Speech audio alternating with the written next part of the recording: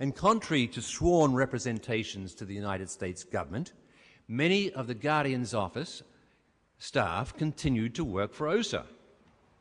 One example was OSA's lead in-house lawyer, Kendrick Moxon, who was named in the 266-page stipulation of evidence in the case of U.S. versus Hubbard for providing fabricated evidence to the FBI. And today, Scientology attorney Moxon continues to fabricate evidence, and the Office of Special Affairs is headquartered in Hollywood and Gilman Hot Springs, California. David Miscavige, the totalitarian leader of this paramilitary cult, lives there in an armored building and often travels in an armored car. His actions and orders go out around the world, and the money comes back into the United States or into bank accounts in Luxembourg or the Caribbean. Obviously, all the money does not come from church members paying for courses in auditing. The real money comes from other sources and activities. But how that money comes and goes is another story for another day. On October 9, 2001, less than 30 days after the Al-Qaeda attacks on the United States, the OSA legal unit, known as Moxon and Coburn, renewed the copyright on Scientology's policy called Targets Defense. In this church policy and practice document, certain vital targets are identified, and I quote, T1, depopularizing the enemy to a point of total obliteration. T2, taking over the control or allegiance of the heads or proprietors of all news media. T3, taking over the control or allegiance of key political figures. T4, taking over the control or allegiance of those who monitor international finance. And Hubbard also wrote, and I quote, all men shall be my slaves.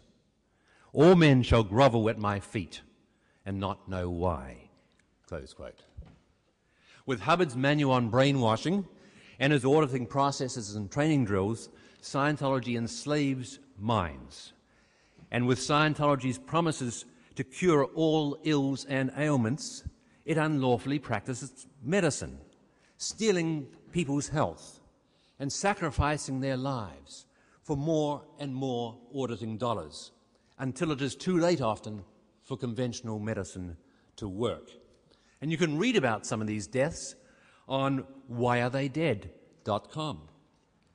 The list of victims who are dead, often through mysterious and shockingly similar suicides, is long and it covers decades. The list of people who have disappeared is also long and covers decades.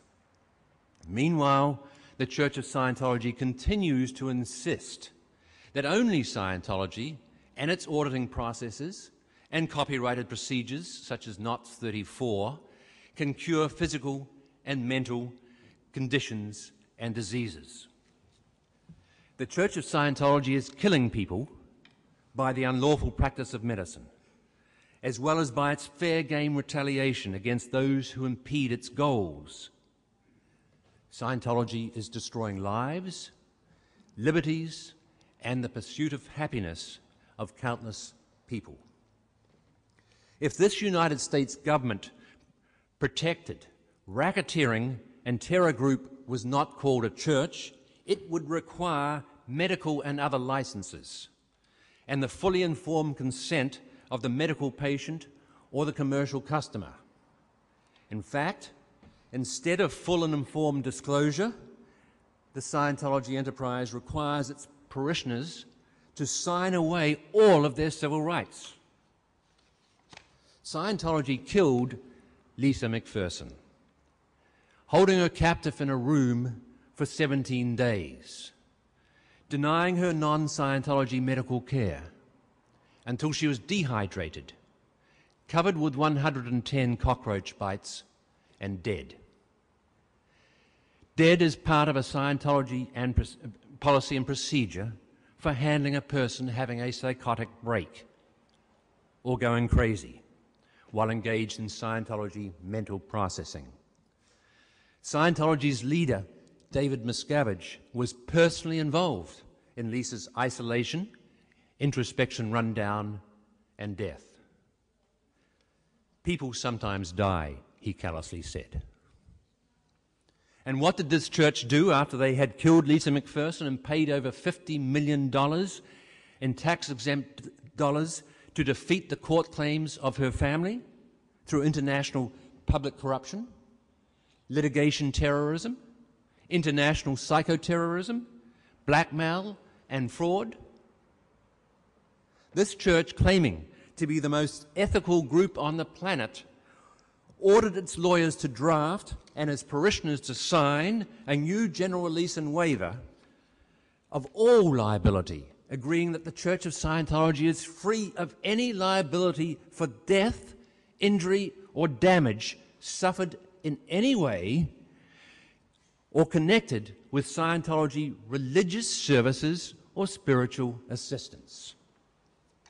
Why should the name Church of Scientology be enough to enable the Scientology enterprise to change and waive the laws, rules, and regulations that apply to all other organizations?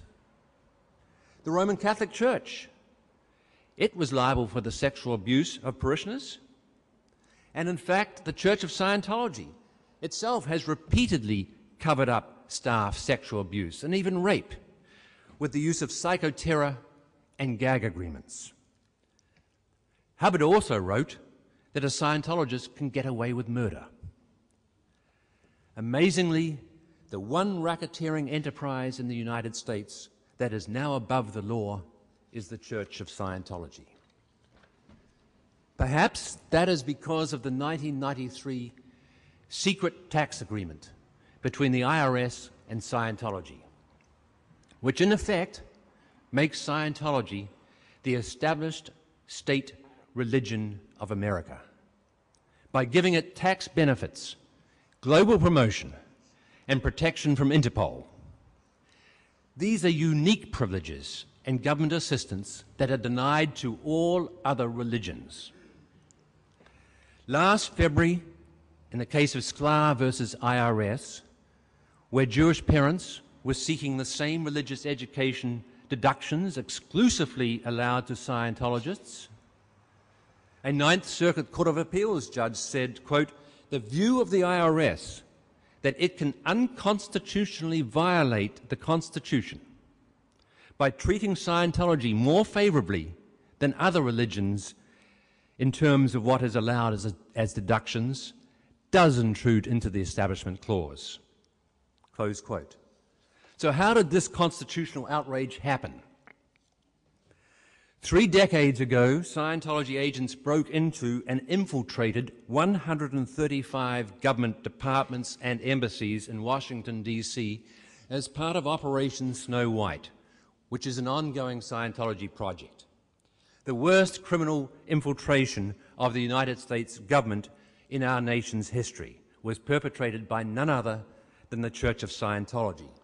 11 of Scientology's top executives went to prison, including Mary Sue Hubbard herself. Scientology's current lead lawyer, Kendrick Moxon, narrowly avoided a similar sentence for providing false evidence to the FBI. So it seems unbelievable that on October 1, 1993, the United States government, as a result of criminal blackmail, intimidation, terrorism, and public corruption, granted the Church of Scientology tax-exempt status with unique tax privileges, tax benefits, and deductions that are expressly and constitutionally denied to all other churches,